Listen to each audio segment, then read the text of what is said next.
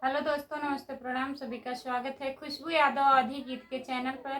तो आप लोगों के बीच में मैं एक प्यारा सा कजरी गीत सुनाने जा रही हूँ। कैसा लगेगा आप लोग कमेंट में जरूर बताइएगा। ढेर सारा प्यारा आशीर्वाद दीजिएगा।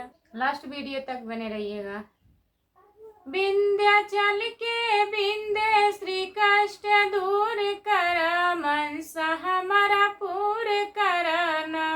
विंध्याचल के बिंदे श्री कष्ट दूर कर, मनसा हमारा पूर करना।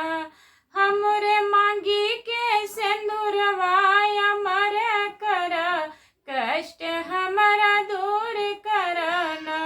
हमरे मांगी के सिंदूरवाया मर कर, कष्ट हमारा दूर करना। विंध्याचल के बिंदे श्री कष्ट दूर कर, मनसा हमारा पूर करना। विंध्याचल के बिंदे श्री कष्ट दूर कर, मनसा हमारा पूर करना। हमरे गोदी के ललनवाया मर कर, कष्ट हमारा दूर करना। हमरे गोदी के ललनवाया मर कर, कष्ट हमारा दूर करना।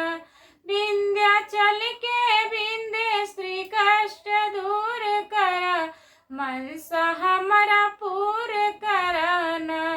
विंध्याचल के बिंदे श्री कष्ट दूर कर, मनसा हमारा पूर करना। हमरे मायके के बिरनवाया मर कर, कष्ट हमारा दूर करना। हमरे मायके के बिरनवाया मर कर, कष्ट हमारा दूर करना। विंध्याचल के बिंदे श्री कष्ट दूर कर, मनसा हमारा पूर करना।